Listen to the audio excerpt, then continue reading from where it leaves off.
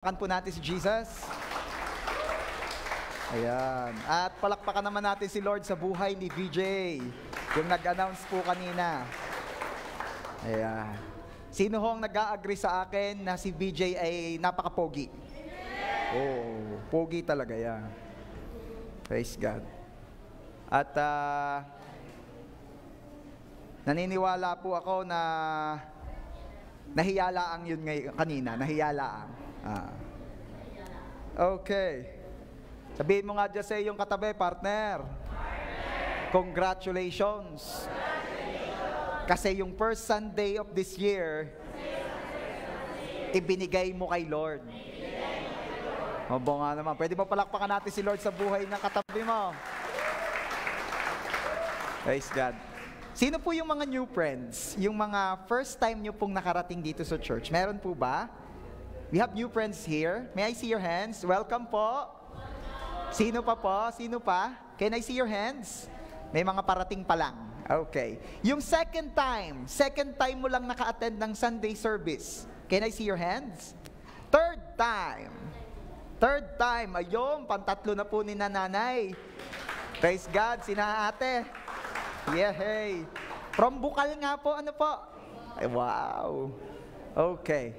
Yung fourth time, ibig sabihin nakaka 1 month ka na. Sino yung fourth time? Yun! Happy Mansari po! Diba? Batiin nyo naman si ate. Happy Mot-Mot, ate! 1 month na din, 1 month na. Happy Mot-Mot, Brother Edgar. Praise God. May 2 months? 2 months na? Second Mot-Mot? Okay. Praise God. Ano daw? Magpapakain. Okay. We'll see. Okay. So, itutuloy po natin yung ating series entitled Seek First the Kingdom of God. So, part 2 na po ito. At nung part 1 po, napag-usapan natin yung unang 4 na principles sa ilalim ng kaharian ng Diyos. At ano yung una? Unang-una daw na dapat nating maunawaan that we are under a kingdom where there is a king, and that is Jesus. Kailangan maging unang-unang malinaw yan para malaman mo, maging aware ka na nasa ilalim ka ng isang kaharian at ang hari mo ay hindi ikaw, hindi ang negosyo mo, hindi ang anak mo o ang magulang mo, ang hari ay si Jesus. What else? Number 2, kailangan ding isa sa mga unang maunawaan natin that God is the provider. Kasi nga, pagka hindi malinaw sa iyo yung si Lord ang provider mo, ang uunahin mong hanapin ay ang mga needs mo. No wonder sabi ni Jesus in Matthew 6:33, seek first the kingdom of God. Unahin mo ang kaharian ng Diyos. At yung mga needs mo, ang Diyos na lang ang magdaragdag niyan. Siya ang magpo-provide. Kaya kailangan maging malinaw, God is your provider. Sabihin mo nga, and my God shall provide all my needs. Amen. Palakpakan mo nga ng the best si Jesus kung si Lord ang provider mo. Praise God. What else? Number 3, napag-usapan din natin last week, sa ilalim ng kaharian ng Diyos, hindi sapat ang sapat.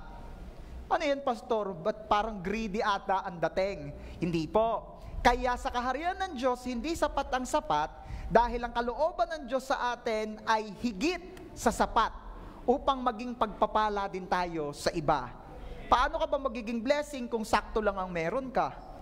Kaya magiging pagpapala tayo sa marami kung ang nararanasan nating blessing ay higit sa sapat. At nagtapos po tayo sa number 4, ang sabi po doon, the law of sowing and reaping. May batas na umiiral sa ilalim ng kaharian ng Diyos. At ano yon? Na kung nung iyong itinanim, ay aani ka roon. Kaya nga pag nagtanim ka ng kabutihan, aani ka ng kabutihan. And vice versa.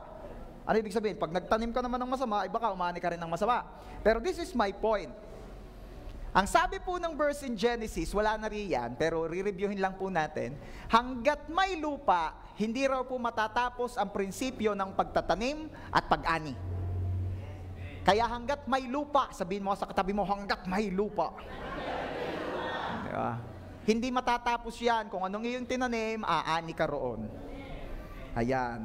At gusto ko lang pong reviewin ng mabilis at siguro ay dito na tayo magpapatuloy. Para magkaroon ng quality harvest, dalawa ang kailangan. Ano nga uli yun? Quality soil at quality seed. Okay? Ulitin ko po, alam ko nilagay ko yan dyan. Para magkaroon ng quality harvest, kailangan ng quality soil at quality seed. At ipagpatuloy po natin ang pag-uusap natin ito sa pamamagitan po ng story ni Elijah at ng balo. But before that, let's pray. Father, we thank you for this wonderful day. We worship and praise you. Truly, Lord, you're worthy of all the glory, all the honor, and all the praises. We ask forgiveness sa aming mga kasalanan, kakulangan, kalabisan. Forgive us, Lord. And thank you for the grace of forgiveness. We receive it in Jesus' name. Cleanse us with your blood. Make us worthy. Dahil ang katuwiran mo, Panginoong Jesus, ang siyang nakikita ng Diyos Ama sa amin. Holy Spirit, we welcome you.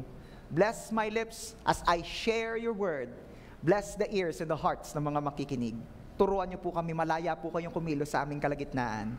Winawalang bisat, sinasaway namin lahat ng plano, pakana at gawa ng kaaway. And we are just declaring your victory alone and the defeat of the enemy in Jesus' name. Lord, katagpuin niyo po inyong mga anak. Turuan niyo po kaming lahat na unahin ka at ang kaharian mo, ang katuwiran mo. At salamat, Lord, dahil ikaw naman ang siyang magdaragdag sa lahat ng aming pangangailangan. To you alone, all the glory. We dedicate to you this Sunday service. Be blessed, Lord. This we pray in Jesus' name. And everybody shout and say, Amen. Okay. Para magkaroon ng quality harvest, kailangan ng quality soil at quality seed. Sabihin mo nga, quality soil. Quality seed. Okay. Ano ang quality soil? Ang quality soil po ay silang nagpapalawak ng kaharian ng Diyos. Ang quality soil ay silang nagpapalawak ng kaharian ng Diyos. Sila po ang men of God. Sila po yung mga gumagawa ng ipinagagawa ng Diyos. If you're a life group leader, then you're a quality soil. Lahat ng may ginagampanan sa ipinagagawa ng Diyos are considered to be quality soil. Pero specific tayo, yung mga men of God. At sa story po ni Elijah at ng balo, si Elijah po ang quality soil. Sabihin mo nga, matabang lupa. Okay. You know the story. Ito na may mahabang oras nating pinag-usapan last Sunday, pero bilang review, nagkaroon ng tagtuyot, so automatic magkakaroon ng taggutom. Inutusan po ng Diyos si Elijah at sinabi ng Diyos, Elijah, pumunta ka sa balo sa Sarepta at pakakainin ka niya doon. Pagdating niya sa Sarepta, nakita nga niya yung balo at sinabi niya, bigyan mo akong tubig. Hindi pa raw nakakalayo yung balo, humihingi na siya ng tinapay. At ano sabi ng balo? Wala akong pambigay sa iyo. Meron ako rining harina, meron ako rining langis, last luto na ito. At pag nakain namin mag-ina, pwede na kaming mamatay. Imagine niyo yun? Last na talaga kasi pagkatapos daw kainin yun, pwede nang mamatay. Pero ano sabi ni Elijah? Hindi. Ganitong gawin mo. Lutuin mo yung last harina mo at yung last mong langis, gawin mong tinapay, at yung una mong maluluto, ibigay mo sa akin. Sabi nung balo, paano mangyayari yun? Paano bagang una? Wala nang huli na lahat yun.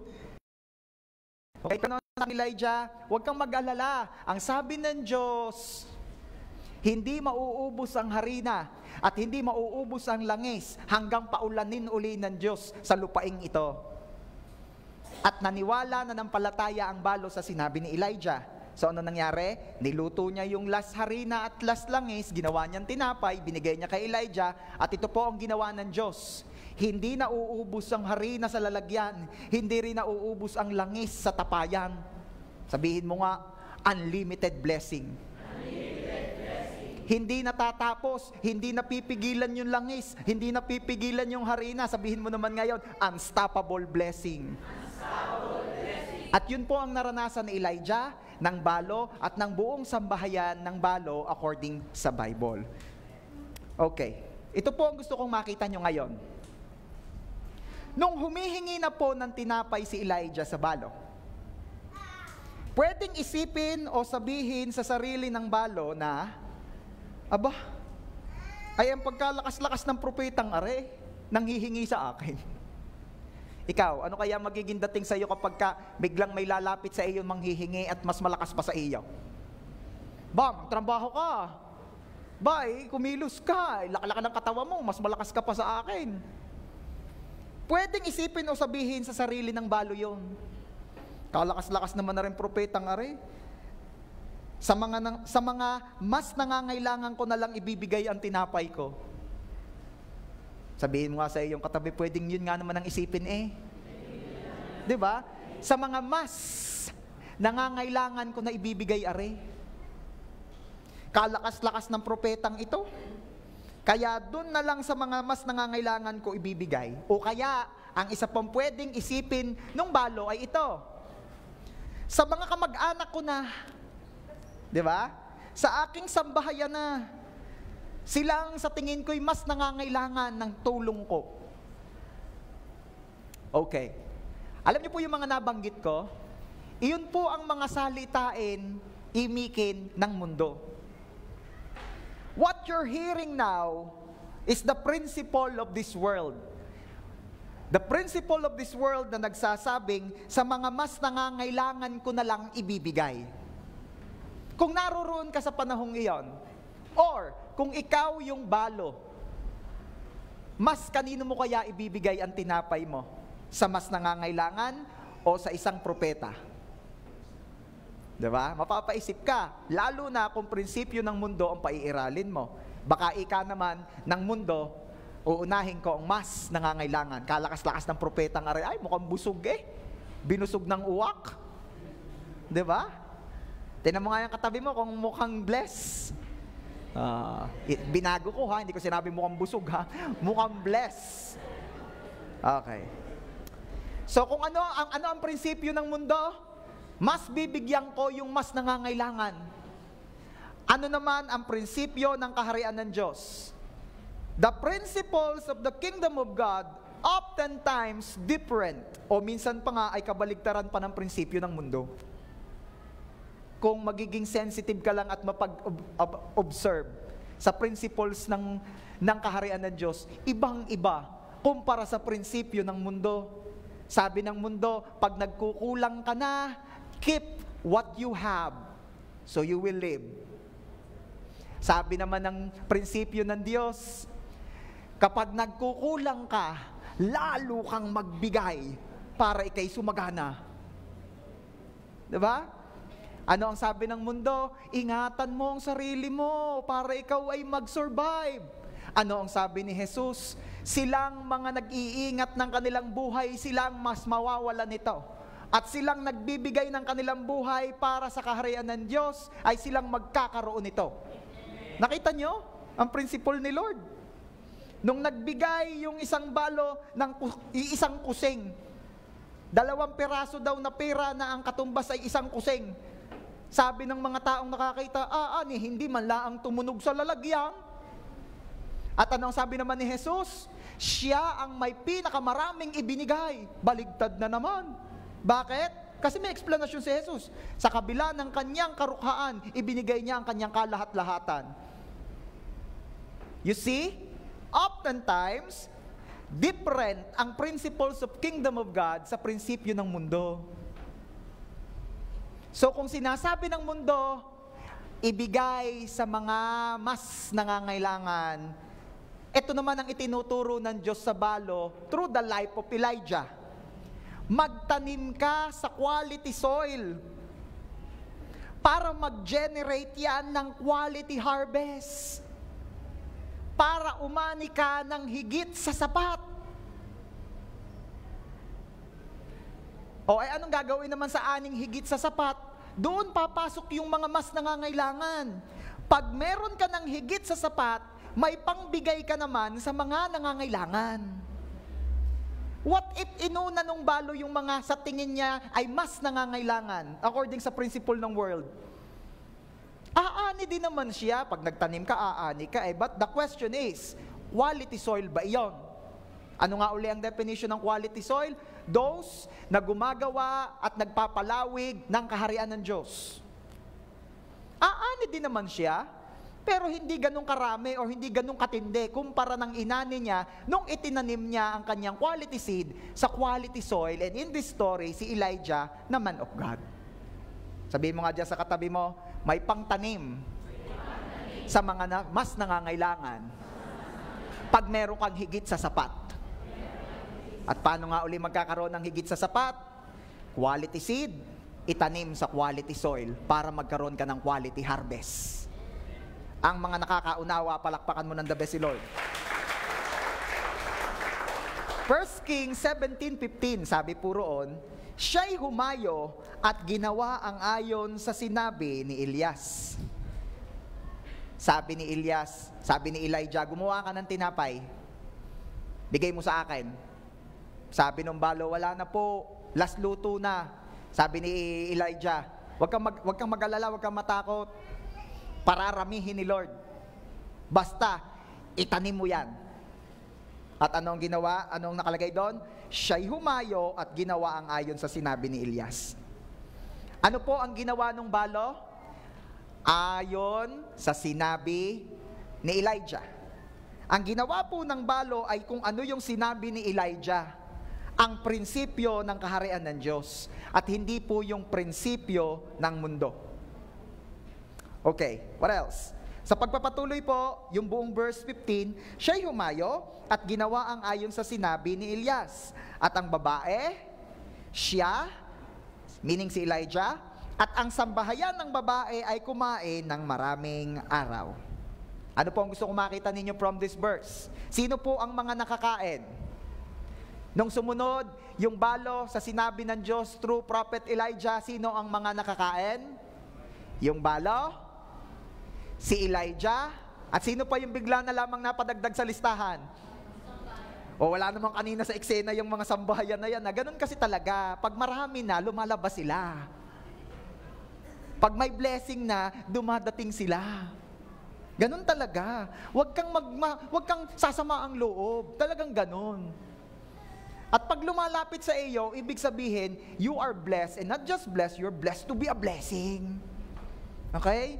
Pag lumalapit na sa iyo ang mga kamag-anak, dahil ikaw ay pinagpala, pagkakataon mo naman yon para i-convert ang bawat mabubuting gawa para sila na may mailapit mo kay Jesus. Diba? Yung iba kasi natampo yan, diyan kayo magaling, pag marami akong blessing, saka kayo dumadating. Nasaan kayo pong mga kailangan ko kayo? Kaya nga ang sabi ng Diyos, paalala ng Diyos sa atin, sa Kanya tayo umasa eh. Kasi pag umasa ka sa tao, umasa ka sa kamag-anak, paano nga kung gayon? Nawawala pag kailangan mo. Dumadating pag may blessing. Ganun talaga yan. May ganyan, hindi ko nilalahat, pero may ganyan. Okay. O ano napansin ninyo? Biglang may pumasok sa eksena ng mga sambahayan, mga kamag-anak. Pero anong gusto ko makita nyo riyan? Nung inunang magtanim ng balo sa quality soil, umani siya ng higit sa sapat na pati ang sambahayan niya ay nakakain. You see? Kaya wag ang prinsipyo ng mundo ang laging i-apply sa buhay. Ang prinsipyo ng kaharian ng Diyos ang i-apply mo. And that, my friend, is wisdom. Okay. Punta naman tayo ngayon sa quality seed. Nalaman nyo na kung anong quality soil. Ano naman ang quality seed? Ang quality seed po ay pantanim na hindi basta-basta. Pantanim na may dating sa nagtatanim. Yung tipong pag ibinigay mo, ang sakit, ramdam na ramdam ko.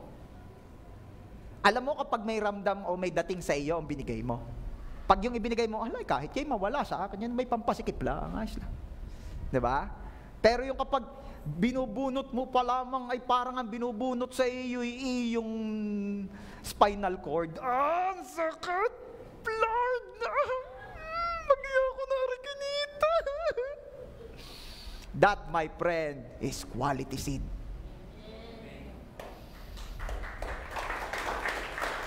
Alam niyo po, quality seed ang tinapay na ibinigay ng balo kay Elijah. Bakit quality seed?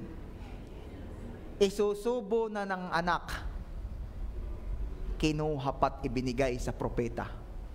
Ano nga uli? Kung ang prinsipyo ng mundo ang paiiralin mo, anong sasabihin ng mga nakakita?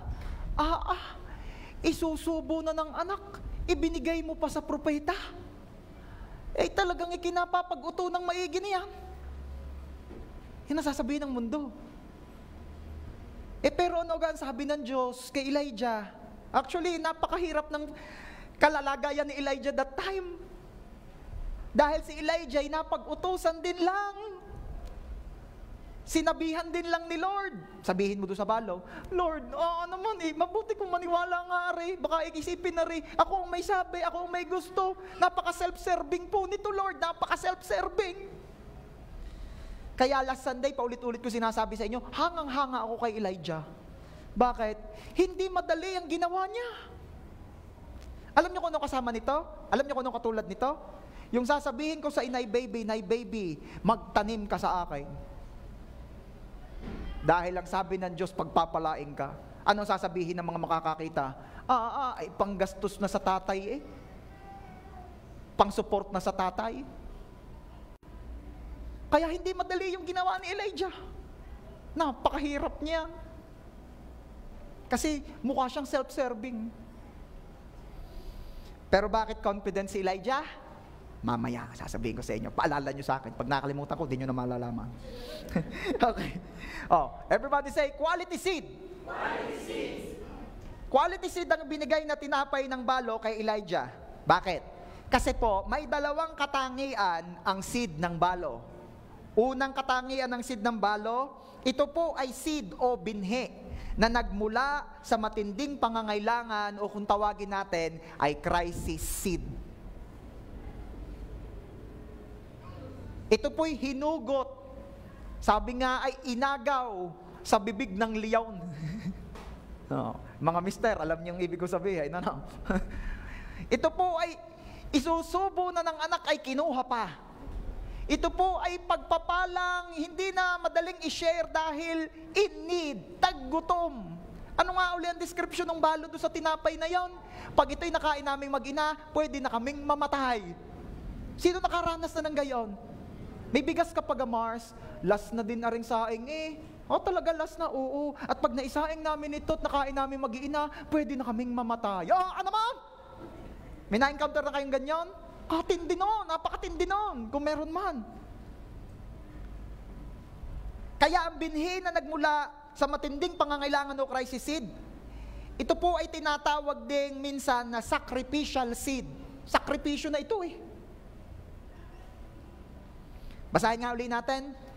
1 Kings 17:12, at sinabi niya, kung paano ang Panginoon mong Diyos ay buhay, ako'y walang nalutong anuman, tanging isang dakot na harina sa tapayan at kaunting langis sa banga. At ngayon, ako'y namumulot ng ilang patpat upang ako'y makauwi at ihanda iyon para sa akin at sa aking anak, upang aming makain iyon bago kami mamatay. Higpit. Sabihin mo nga, crisis seed. Ngayon naman sabihin natin, sacrificial seed. Yan ang unang katangian ng binhi ng balo. Kaya ito ay quality seed. Pangalawang katangian, binhi na nagmula sa unang bahagi. Sabihin nga nating lahat, binhi na nagmula sa unang bahagi. Sabi po sa 1 Kings 17:13, sinabi ni Elias sa kanya, huwag kang matakot. Humayo ka at gawin mo ang iyong sinabi. Ngunit, igawa mo muna ako. Everybody say, muna ako. Ngayon sabihin naman natin lahat, igawa mo muna ako. Itutuloy ko ang pagbabasa ha. Igawa mo muna ako ng munting tinapay, pagkatapos ay dalhin mo rito sa akin, at saka ka gumawa ng para sa iyo. Sabihin mo nga, saka ka gumawa ng para sa iyo. Ano ang gusto kong makita nyo doon sa dalawang portions na aking idinidiin? Igawa mo muna ako ng tinapay. Ibig sabihin ni Elijah, unahin mo ako. Yung first portion ay ibigay mo sa akin. Sabihin mo nga, unang bahagi.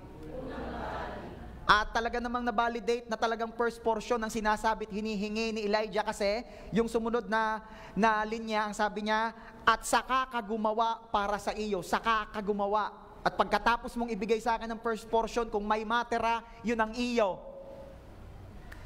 Everybody say, unang bahagi. Kaya quality seed po, ang itinanim ng balo kasi mula ito sa unang bahagi. ibinigay ng balo ang unang bahagi sa man of God, and that is Elijah. Actually, meron akong gustong i-clear dito, hindi lang talaga si Elijah o ang man of God ang binigyan ng balo. Kasi pag titingnan mong mata ng tao, sino ang binigyan ng balo? Si Elijah. Pero ito ang gusto kong maging malinaw at makita nating lahat. Hindi lang talaga si Elijah o ang man of God ang binigyan ng balo. Hindi lang ang man of God ang binigyan ng balo, kundi mismong the God represented by the man of God. Ito po ay isang katotohanan na dapat maunawaan ng marami. Kasi it will be hard for somebody kapag hindi niya nakita na ang mismong binibigyan niya is not the man of God lamang, but the God behind or represented by the man of God. Imagine nyo kung tiningnan ng balo na si Elijah ang mismong bibigyan niya at hindi ang Diyos na nire-represent ni Elijah as the prophet. Ika naman siguro ng balo, kalakas-lakas mo. Balita ko, pinakain ka ng mga uwak. Ganda-ganda nga ng katawan mo, kami nga nandini, malnourished na. Ay di yung kapwa malnourished ko lang bibigyan ko. Kung si Elijah lamang ang titingnan ng balo. Pero, the good thing about this balo, hindi siya nakapokus sa man of God. Nag-focus siya sa God, represented by the man of God. Kaya hindi naging mahirap para sa kanya ang pagbibigay. And since the God represented by the man of God talaga ang binibigyan, gusto kong makita ninyo, ang binibigyan mo ng unang bahagi o ng iyong first, ang siyang first o una sa buhay mo. Kung sino o kung kanino mo ibinibigay ang iyong unang portion, ng iyong unang bahagi or the first fruit, siya ang first sa buhay mo. Kaya kapag ang iyong unang bahagi, ang iyong unang portion, yung first fruit mo, ibinigay mo sa kawang gawa, ay siya. Sila ang una sa puso mo. Kung binigay mo yan sa iyong ama, sa iyong ina, sila ang una sa puso mo. Pero kung yan ay ibinibigay at ino-offer mo kay Lord, it is your way of saying, Lord, ikaw ang una sa buhay ko. So once again, kaya quality ang binhi ng balo, kasi ito'y binhing mula sa matinding pangangailangan o crisis seed. Ito'y binhing mula sa unang bahagi. Tapos, itinanim niya sa quality din na lupa o quality soil. Kaya ano ang naging resulta? Ang resulta ay quality harvest. Sino po ang nagsasabi rito ngayong year 2025 ang mararanasan mong ani ay quality harvest? Amen. Tandaan, for us to experience quality harvest, dalawa ang kailangan. Quality seed, quality soil. Okay. Ano ang nangyari? Quality harvest. Pakita ko sa inyo, verse 14, sapagkat ganito ang sabi ng Panginoon ng Diyos ng Israel, ang tapayan ng harina ay hindi magkukulang o ang banga ng langisman ay mauubusan hanggang sa araw na magpaulan ng Panginoon sa ibabaw ng lupa. Next verse, siya'y humayo at ginawa ayon sa sinabi ni Elias. Ano pong nangyari? At ang babae, si Elias, at ang sambahayan ng babae ay kumain ng maraming araw. Verse 16 says, ang tapayan ng harina ay hindi nagkulang.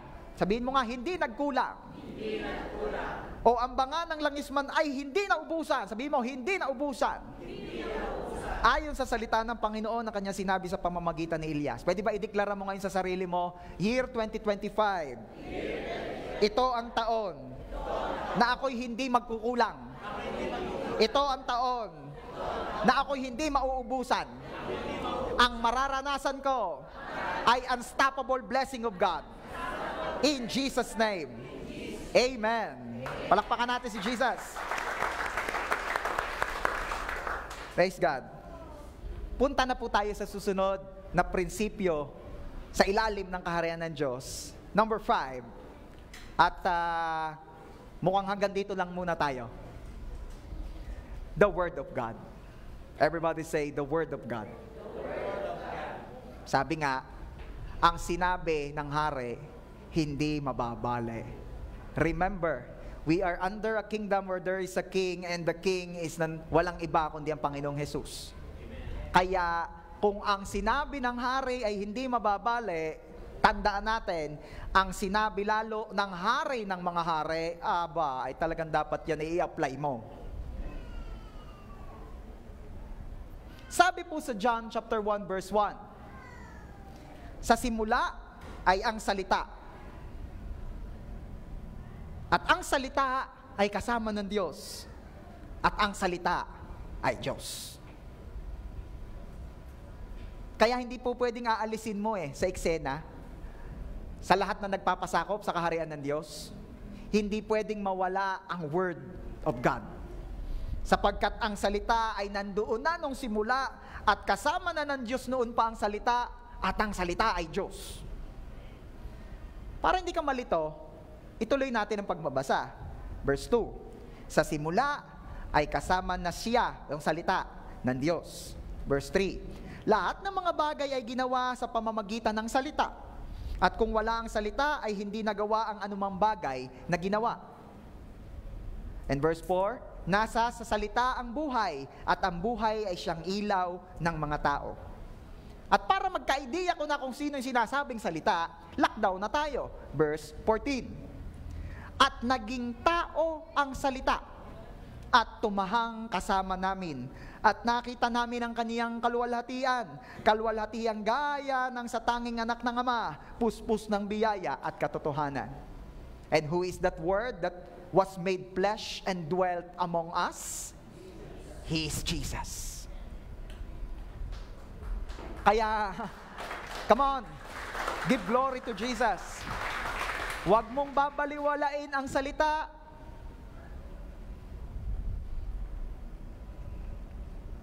Sino rito, honestly, na kaya ka nagpatuloy sa Diyos ay dahil nakita mo si Jesus? Yun literal ha, nakita mo si Jesus. Nakita mo talaga si Jesus ha? Ako hindi pa. Dahil alam ko, pag nakita ko si Jesus, katapusan na. Sino nakakita na dito kay Jesus? Oh, yun, nalinawan na. Kasi ang sunod kong itatanong sa iyo, sasama ka na ga?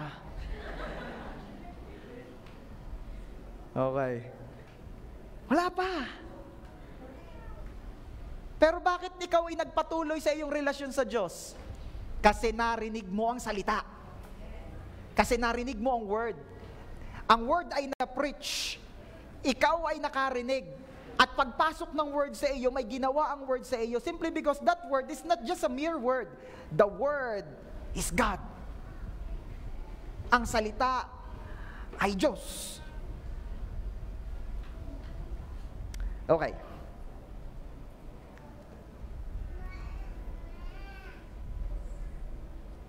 Ano ba meron sa word? Balikan natin si Elijah at Tambalo. Mukhang 1 taong ito, si Elijah at Tambalo pag-uusapan natin. Joke lang po. Malamang ilas na ito. Baka maumay na kayo Okay.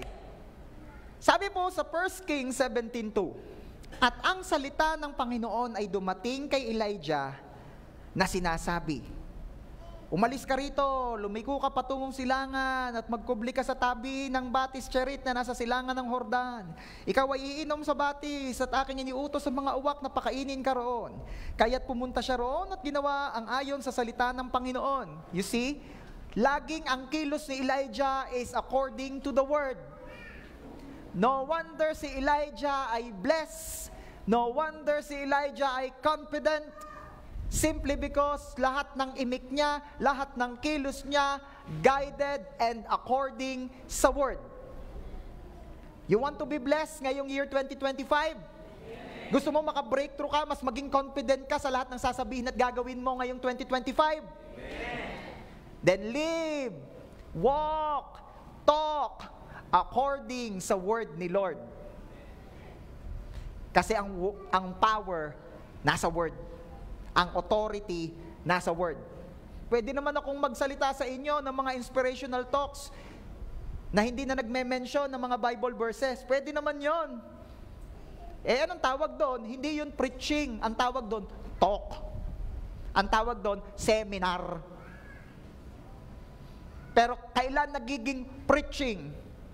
Kapag may word, kasi ang power, ang authority ay nasa word. It is the word that changed your lives. Sino rito yung nung una, lulugo-lugo ka, nung nakarinig ka ng salita ng Diyos, nagkabuhay ka? Nagkapag-asa ka? Diba? Lahat tayo. Lahat tayo. Ang inyo pong pastor ay produkto ng word. Talaga pong nung una ako nag-church sa JA1 Rosario, pastor ko po si Rabito, ayaw ko ng praise and worship. Nung una, naiingayan ako. Galing kasi ako dun sa solemn. Yung piano lang.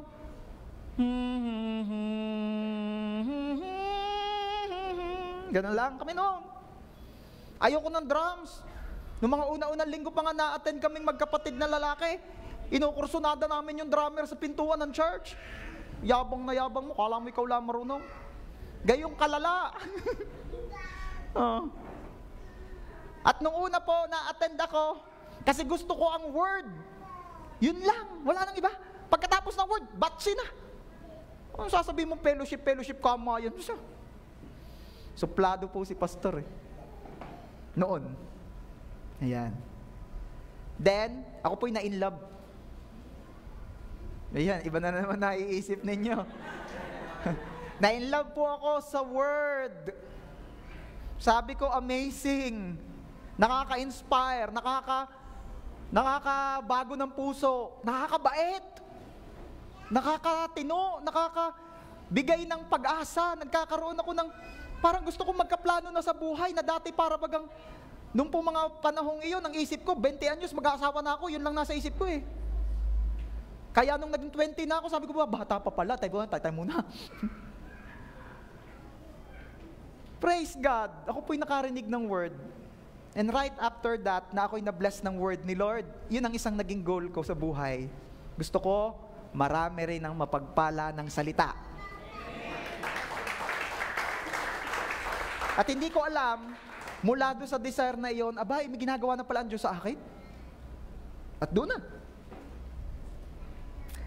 What is my point? If you want to be victorious in life, live according to the word. Si Elijah, taggutom. Pero si Elijah ay hindi nakakaranas ng taggutom. Siya ay exempted sa taggutom. Siya ay exempted sa taghirap. Bakit? Namumuhay siya ayon sa salita. Hindi ayon sa latest na survey ng ekonomiya ng Pilipinas. Hindi siya nabubuhay ayon sa latest na presyo ng bilihin. Hindi siya nabubuhay ayon sa kung gaano kahirap ang mararanasan ng Pilipinas sa year 2025. Hindi siya nabubuhay doon. Nabubuhay siya ayon sa sinabi ng Diyos sa kanya. At yun ang sikreto ni Elijah. Okay. Elijah heard and applied the word and he benefited from it. Dalawang bagay, narinig at in-apply. Sabihin mo nga, narinig at in-apply. Hindi pwedeng magkahiwalay yan. Narinig at in-apply. At doon nag-benefit si Elijah. Kung narinig niya lang, hindi niya in-apply, hindi siya magbe-benepisyo doon. Pero napagpala siyang lubos kasi narinig niya at ini-apply. Sabihin mo nga sa katabi mo, pag narinig mo, i-apply mo. At magbe-benepisyo ka doon. Sabi nung iba, nakakainggit naman po si Elijah.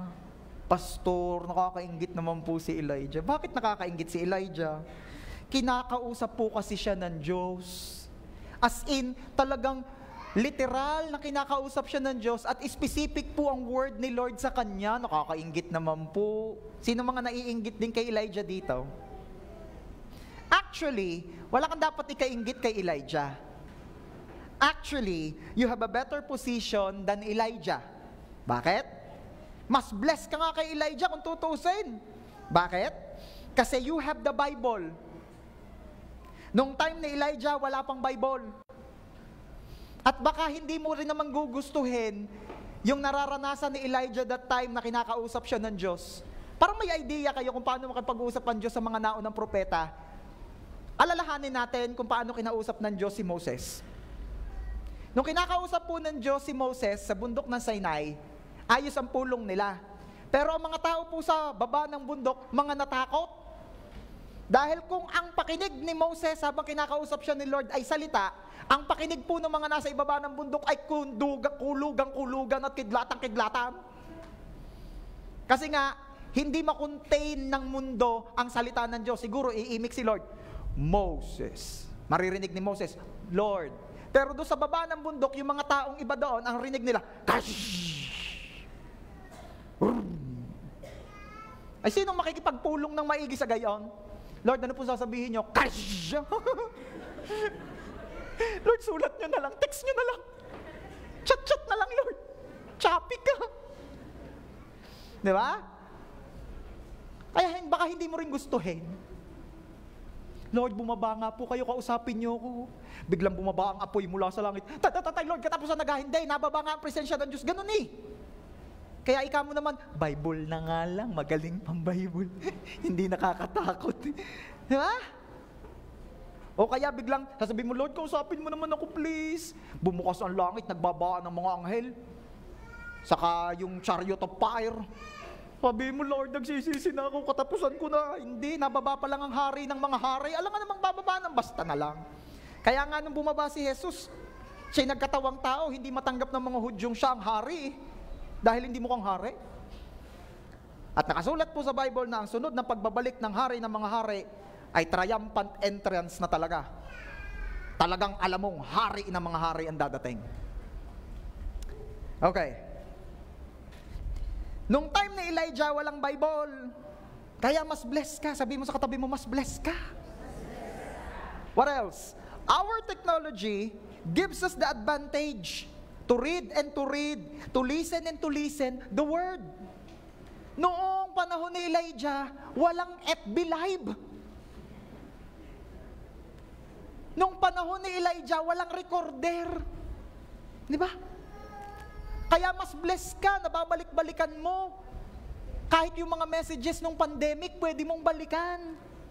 Di ba?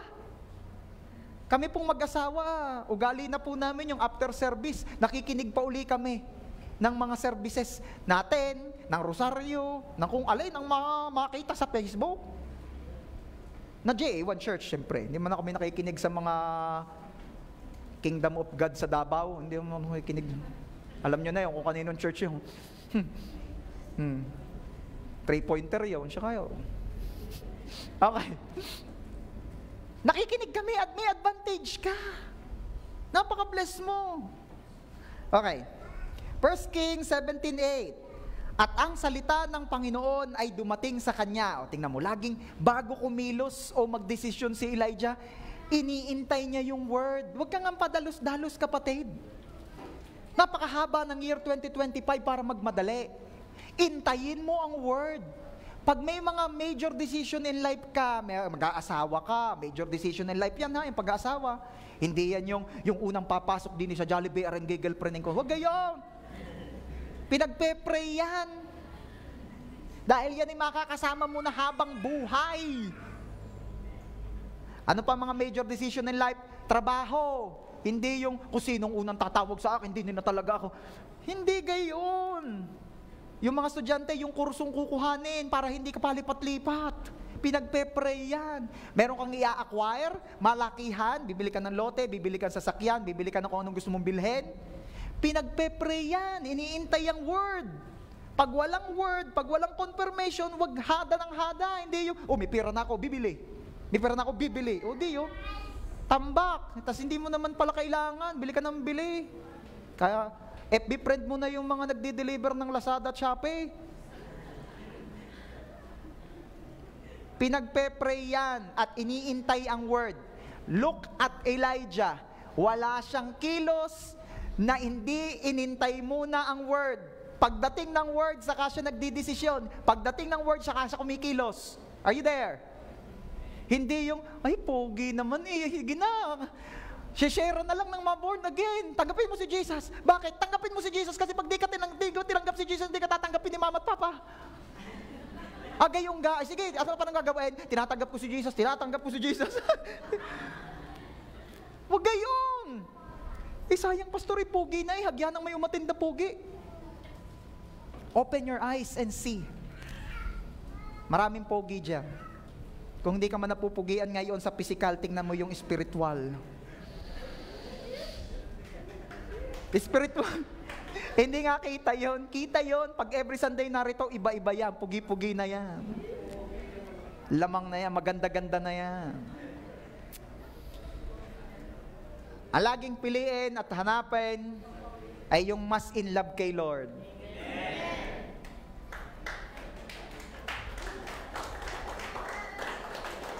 Okay. Tingnan natin yung sunod na pangyayari. 79. Bumangon ka, pumaroon ka sa Sarepta na sakop ng Sidon, at manirahan ka roon. Aking inutusan ng isang balong babae roon na pakainin ka. Narinig ni Elijah ang salita ng Diyos, ini-apply niya ito, and this time, ipinreach niya. So, pag nakarinig ka pala ng salita, hindi natapos sa narinig mo, dapat i-apply mo. At once ikaw ay nabe-bless na sa pag-a-apply ng salitang narinig mo, it's about time na yun na may i-share mo sa iba para sila'y mapagpala din. So, yan ang cycle ng word, ha? At yun ang ginawa ni Elijah. Kaya't bumangon siya at pumunta sa Sarepta, na-encounter niya yung balo.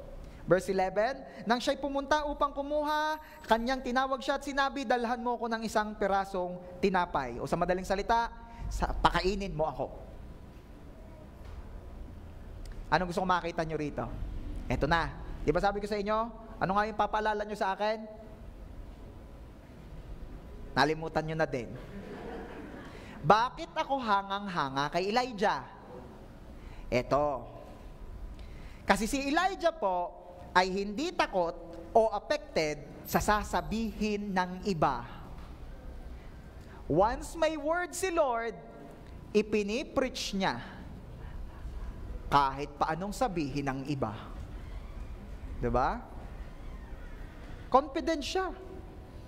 Imagine ninyo kung may mga tao sa paligid nung time na sinasabi niya sa balo, sinabi ng Diyos, pakainin mo ako, mapapagpala kang lubos sa iyong sambahayan. Imagine kung may mga tao sa paligid that time at sinabi, ay, hindi na nahiya rin propeta nga rin, huwag kapal ng mukha, malnourished ng balo ang hinihingan taban-taba niya nahingi pa, blessed na, hindi pa maipalamang sa iba. Ano sabi ni Elijah sa isip niya? Sa akin sinabi ni Lord, hindi sa iyo. Kaya kapag may word si Lord sa iyo, ano man ang sabihin ng iba, huwag kang magpapa-apekto dahil hindi naman sa kanila sinabi ni Lord yung word, sa iyo. Inay, magpe-first fruit ako. Ito ay unang panahon ng taong ito. Unang blessing ay para kay Lord. Baba, nung sinasabi mong yan? Sabi nung tiya, sabi nung lula, sabi nung kapitbahay, sabi nung mga kahanggan, pati kahanggan may pakailam sadya, lagi. At anong sasabihin mo? Ako ang binabaan ng Diyos ng word na ito. Hindi kayo. Kaya gagawin ko at kikilos ako, mamumuhay ako ayon sa salita ng Diyos sa akin. At huwag kayong mag-alala. Siyempre, di mo naman sasabihin ng direktahan yan. Sa isip at puso mo na lang, huwag kayong mag-alala. As I obey the word of the Lord, hindi lang ako mapapagpala, kagaya ng balo, pati sambahayan niya na pagpala.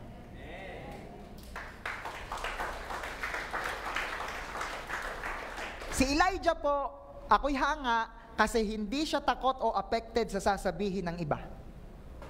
And that is my prayer. Nabiyayaan ako ng Diyos to be as bold and confident like Elijah. Whenever there is a word, even if it looks like self-serving, I should preach it simply because it is the word, it is the truth, and the church needs to know it. Oh, that's my prayer. Kaya bless ang church na may nagtuturo ng word ni Lord na hindi takot o affected sa sasabihin ng iba. Bless ang church pag may ganung nagtuturo. Nakakatakot at nakakaalangang ituro yung mga ganyang bagay. Bless me, so you will be blessed. Napaka-self-serving. But there's no other way for the church of God to experience quality harvest kundi ang maturuan sila kung ano ang quality soil, maturuan sila kung ano ang quality seed para makaranas ng quality harvest. Tuloy po natin.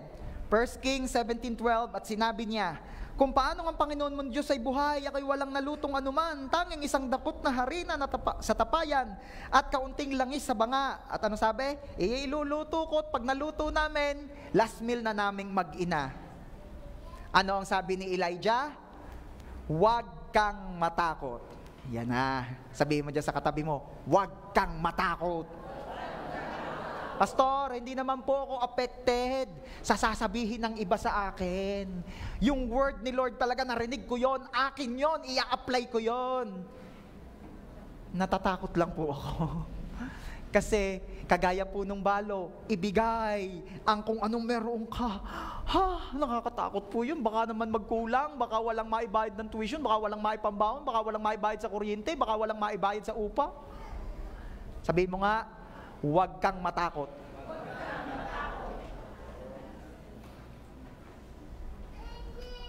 Marami po ang nag-aakala o nagsasabi, naniniwala, na ang takot daw po ay resulta ng kakulangan. Kaya daw ang tao ay natatakot kasi nagkukulang, may kakulangan, may lack. But I want you to know, church, that fear is not the result of lack. So, ano ang fear? Fear is not the result of lack. Fear is the result of focusing on the lack rather than in the word. Kaya may takot ay hindi dahil may kakulangan. Kaya may takot kasi nag-focus sa takot sa halip na mag-focus sa salita. Dalawa ang karakter sa storyng ito, main character, si Elijah at ang balo. But si Elijah ay hindi takot kasi siya'y nakapokus sa word. Bakit ang balo ay takot? Kasi ang balo hindi nakapokus sa word, nakapokus siya sa las harina at las langis. Kaya para hindi ka matakot, focus sa word. Sabihin mo nga, magpo-focus ako sa word.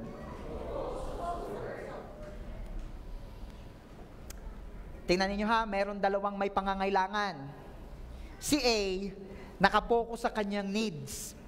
At siya'y nag-aalala para sa kanyang sarili at sa kanyang pamilya. Si B, kagaya rin lang ni A, may pangangailangan. Pero ang kaibahan, hindi siya nag-aalala, hindi siya natatakot, kasi sa word ni Lord siya nakapokus at hindi sa kakulangan. Parehong may need, pero bakit yung isa'y hindi takot, yung isa'y takot? Depende sa pinupukusan mo.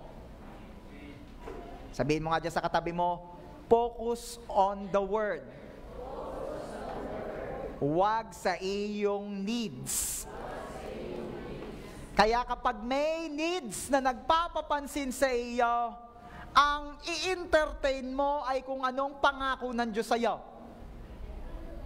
Sabi nung nagpapapansin na needs, "Hi mommy, pasukan na naman, pabaon na naman, gastos pa more." Sabi ni needs, huwag mong pansinin. Ang iyong titigan, ang iyong pagmasdan at ang iyong lakaran ay ito, "And my God shall supply all my needs according to His riches in glory in Christ Jesus." Paano daw magsusupply ang Diyos ng mga pangangailangan mo? Ayon o galing sa kanyang kayamanan, sa kanyang kaharian. Di ka magkukulang. Di ba? Anong needs ang tumatakot sa iyo? Anong needs ang nagpapapansin sa iyo? Pasukan na naman. Nako, si Ining, makikita na naman yung kanyang crush. Baka mawala sa focus. Baka, nako, kabata pa. Yan ang fear. Ano naman ang iyong titingnan? Ang pagmasdan mo ay ito.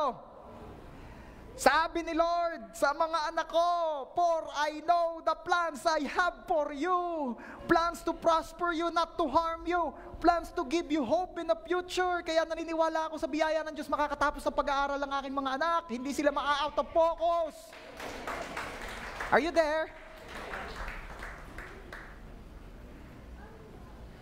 Sabi naman ng isa, naku, makamalungkot na naman ako. Papasukan na naman, nasa school na lahat ng mga bata, si mister nasa trabaho, iwan na naman ako sa bahay. Ay, naku, mabuburyong na naman ako, baka marites na naman ako nito. Huwag mong entertain yung takot na yan. Ang i-entertain mo, pukusan mo ay word. Anong sabi ni Lord? Anong promise ni Lord sa'yo? I will never leave you nor forsake you. Hindi ka mag-iisa kailanman dahil ang Diyos kasama mo lagi. What is my point? Church, pag may peers na tumatakot sa iyo, pag may peer na nagpapapansin sa iyo, focus sa word. Matapang si Elijah kasi nakapokus siya sa word. Takot yung balo kasi una, wala siyang word. Padalawa, nakatingin or nakapokus siya sa needs. Sa lack, sa kakulangan. Ang balo ay natatakot kasi wala pa siyang word. Si Elijah ay matapang o confident kasi siya ay may word. At ibinaba na ni Elijah ang word. Sapagkat ganito ang sabi ng Panginoon ng Diyos ng Israel, ang tapayan ng harina ay hindi magkukulang. Ang banga ng langis ay hindi mauubusan hanggang magpaulan ng Panginoon. Ang pagkakaiba ng balo na natatakot at ni Elijah na matapang, word. Sabihin mo nga, word. May word si Elijah, si balo ay wala pa. Ang pagkakaiba ng kagaya mong nasa ilalim ng kaharian ng Diyos, compare sa mga nasa ilalim ng mundong ito at ng prinsipyo ng mundong ito ang pinaiiral sa kanilang mga buhay, ikaw ay may word. Yan ang kaibahan mo. Sabihin mo nga sa katabi mo, ikaw ay iba, kasi ikaw ay may word. Kaya wag mong babasta-bastahin yung word. Embrace the word. Ituring mo ang word na kayamanan mo. At kapag itinuturing mong kayamanan mo ang word, hindi ka nagagawa pa o kikilos pa o mag-i-schedule pa para gumawa ng kayamanan paglinggo. Dahil ang kayamanan mo ay ang word. Kaya kikilos ka, aakto ka, mag-i-schedule ka na ayon sa kung anong kayamanan mo. Kaya nga sabi ng Panginoong Hesus, kung nasaan ang iyong kayamanan, nandun ang iyong puso. Kaya embrace the word. Ituring mo itong kayamanan mo, pahalagahan mo. Pahalagahan natin. Tuwing may mga ganito na ang word ay pinipreach o pinag-uusapan, huwag mong i-miss. Huwag kang papayag na wala ka. Huwag kang papayag na hindi mo maririnig. Ipa-prioritize mo na talaga.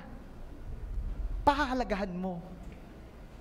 Sabihin mo nga dyan sa katabi mo, partner, hahanapin uli kita sa linggo. Huwag kang mawawala. Malay mo. O, hindi ko na pinasasabi yan.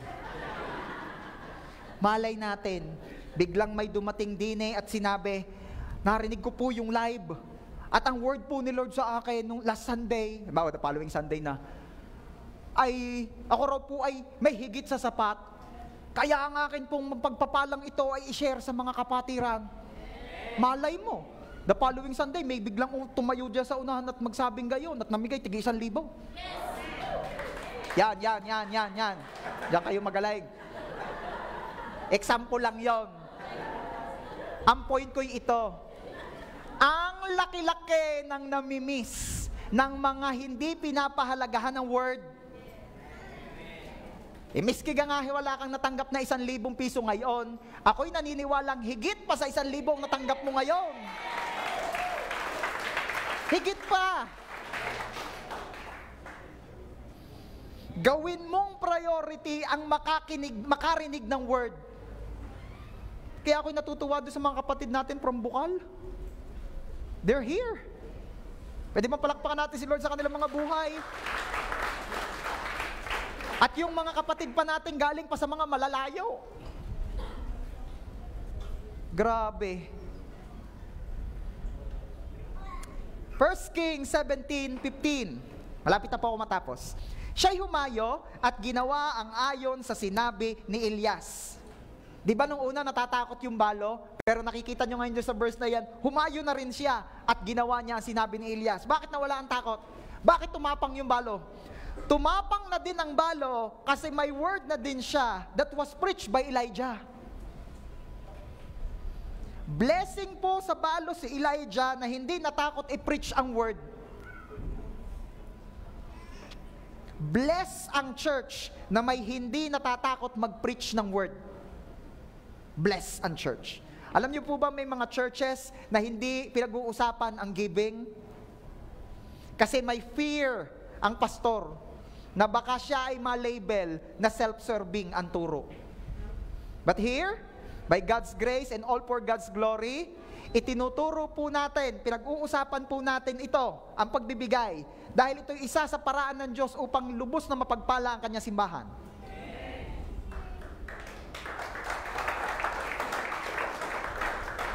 Anong isa pang nakita ko rito? Tumapang po sa hamon ng buhay ang balo. Tumapang siya sa hamon ng buhay nung nakarinig siya ng word. Sino po dito na noon lupaypay na at talunan sa hamon ng buhay? Pero nung nakarinig ng word ay nagpatuloy sa buhay.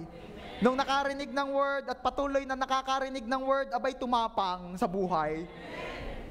So kapag dumadami ang salitang naririnig mo, dapat tumatapang ka sa buhay. Hindi tumatapang sa kapitbahay, ha? Magkaiba yun. Merong isang pastor na nagsabi, dapat daw yung nakakarinig, nakakapag-aral ng Bible, bumabait, hindi sumusungit. Ayan ha, mapaalala lang yon. Lumakas ang loob, nagkaroon ng pag-asa dahil nakarinig ng word. Okay. 1 Kings 17:15, siya'y humayo, ginawa ang sinabi ni Elijah at sila'y nakakaing lahat. At ano pa? Hindi naubos ang harina, hindi naubos ang langis in verse 16. Ano napansin nyo doon? Nakakainggit naman yung balo, ang dami ng naging blessing niya. Sino yung naiinggit doon sa balo, ang daming naging blessing? Sino yung gustong maging kagaya ng balong dumami ang blessing? Actually, yung madaming blessing ng balo, hindi mo dapat kainggitan yan. Hindi dapat kainggitan natin. Hindi yung madaming blessings ng balo ang dapat nating kainggitan. Sasabihin ko sa inyo kung anong dapat nating kainggitan sa balo. Sinong gustong malaman kung anong dapat kainggitan sa balo? Ito ang dapat nating kainggitan sa balo. Kasi yung pagdami ng blessing, resulta na lang yun ng dapat mong kainggitan. Anong dapat kainggitan sa balo? Ang dapat nating kainggitan sa balo, lalo na kung hindi ka pa ganito, ay ang kanyang pagsunod sa word. Sabihin mo nga, ang pagsunod ng balo sa word. Bakit po nakakainggit yun, pastor? Kasi agaran niyang ini-apply ang word kahit isang beses pa lang niyang naririnig. Gayahin natin ang balo na isang beses lang narinig ang word, ginawa na agad. Bakit? Huwag nating gayahin yung iba. Sobrang daming beses nang narinig ang word, hindi pa rin ginagawa. 2025 na. Sandaang beses nang narinig ang about sa tithes, hindi pa rin ginagawa. 200 beses nang narinig na go win souls, make disciples, hindi pa rin ginagawa. Ang kainggitan natin sa balo, isang beses niya lang narinig ang word, ginawa niya agad, at tingnan mo naman kung gaano siya biniles ni Lord. Siguro marami nagpe-pray, Lord, kailan ako makaka-breakthrough? Lord, kailan ko mararanasan ng matinding pagpapala mo na sinabi mo kalooban mo? Baka masagot ka ng Diyos, sana'y matagal na kung in-apply mo lang ang sinabi ko, noon pa. Baka ikaw na lang ang iniintay ng breakthrough mo, hindi mo lang sinusunod ang word na binigay sa'yo. Sabi mo nga sa katabi mo, may binigay ng word si Lord sa'yo. I-apply mo para ikaw ay maka-breakthrough. Praise God. Pwede ba palakpakan nga ulit natin si Lord? In conclusion, sino po ang nakakaalala? Worship team please. Sino po ang nakakaalala ng sinabi ni Jesus in John 14:6? Sabi ni Jesus, I am the way, the truth, and the life. Siyempre, alam niyo naman nakarugtong noon, no one can come to the Father except through me. Pero gusto kong mag-focus dito sa portion na ito. Sabi ni Jesus, I am the way, the truth, and the life. At ano nga uli ang sabi sa book of John, chapter 1, verse 14? At naging tao ang salita. at tumahang kasama namin. If Jesus is saying that He is the way, the truth, and the life, at ipinapakita po ng Bible sa atin ang katotohanan na si Jesus ay ang salitang nagkatawang tao, therefore, we can conclude that Jesus, who is the Word, is the way. The Word is the way. The Word is the truth. And the Word is life. Kaya church, gusto mo, well-guided ka sa lakad mo ngayong 2025? Embrace the Word, for the Word is the way. Gusto mo na hindi ka malilinlang ng mga kasinungalingan ng mundo at laging katotohanan lamang ang maririnig at malalaman mo? Embrace the Word, for the Word is the truth.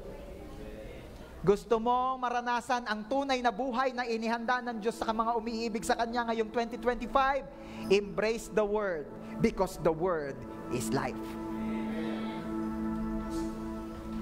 Sa lahat ng nagpapasakop sa kaharian ng Diyos, don't forget,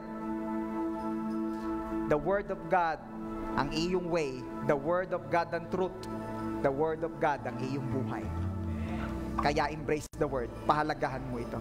May I invite everybody to stand up?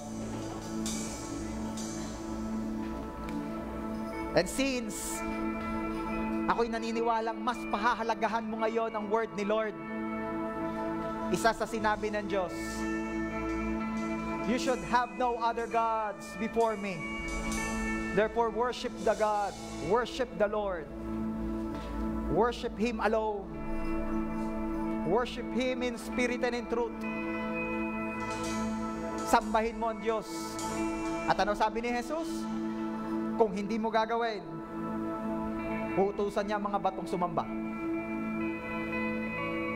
So as we embrace the Word, and the Word declares that the Lord is worthy of our praise, come on, I want you to worship God.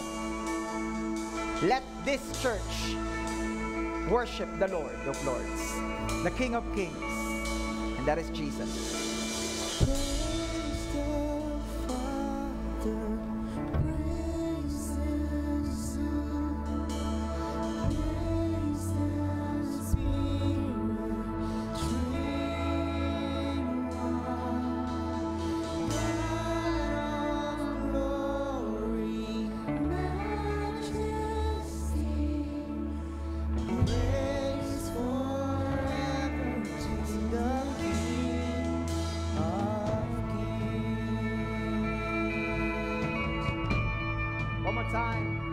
Shall we sing? Praise the Father, praise the Son, praise the Spirit, three in one, God of glory, majesty, praise forever to the King of Kings. We sing praise. Come on, church. Let's worship God. Praise the Father. Praise the Son. Praise the Spirit. Three in one. God of majesty. Praise forever to the King of Kings. We sing praise. Praise the Father. Praise the Son. Praise the Spirit. Three in one. God of glory, majesty,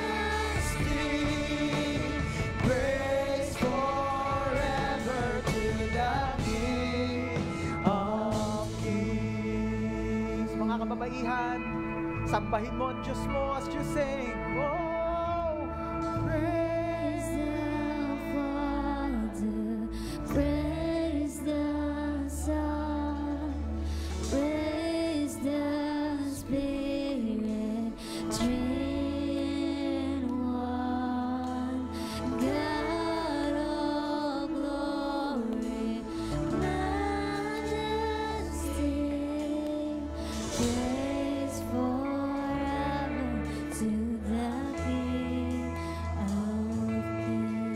time, mga kalalakihang nagsasabing, si Lord ang hari ng buhay mo at ng pamilya mo. Sabihin mo, praise the Father, praise the Son, praise the Spirit, three in one, God of glory, majesty, praise forever to the King of Kings. Lahat na nagsasabi, si Jesus ang hari ng kanyang buhay.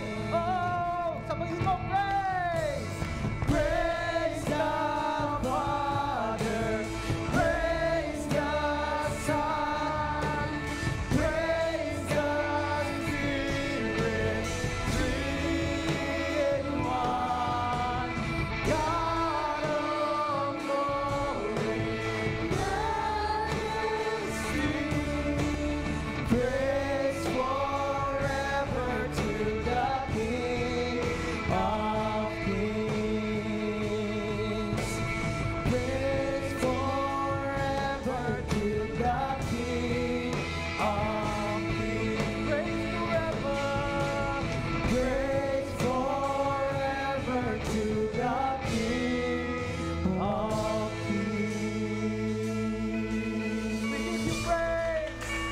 We give you praise.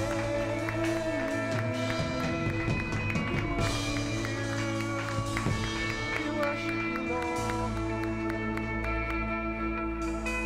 Ama namin Diyos, sa pangalan po ng Panginoong Jesus, patuloy po naming pinupuri, dinarakila, tinataas, sinasamba ang natatanging pangalan mo. Papuri sa iyo, Ama. Papuri sa iyo, O Panginoong Jesus, ang Diyos Anak. Papuri sa iyo, O Banal na Espiritu Santo. Papuri sa iyo, O Diyos. Lord, thank you so much for reminding us once again ng isa pang prinsipyo sa ilalim ng kaharian mo. Lord, give us the grace to fully understand your word, to embrace your word, to apply your word. Hayaan niyo pong maging number one sa aming mga buhay ang pagtuklas, pag-alam, pag-aaral, pakikinig ng iyong salita. Hayaan niyo pong makita namin ang benepisyo nito sa aming mga buhay. Hayaan niyo pong yapusin namin at ituring namin kayamanan, pahalagahan namin ang iyong salita. I pray and declare in Jesus' name na ang lahat ng anak mo dito sa J1 San Jose ay pamilya ng Diyos na lubos na pinapahalagahan ang iyong salita. Hindi lang ito naririnig, ini-apply namin at isineshare namin sa marami. Thank you so much, Father. To you alone all the glory and honor. Ito po ang aming prayer in Jesus' name. And everybody say, Amen. God bless you.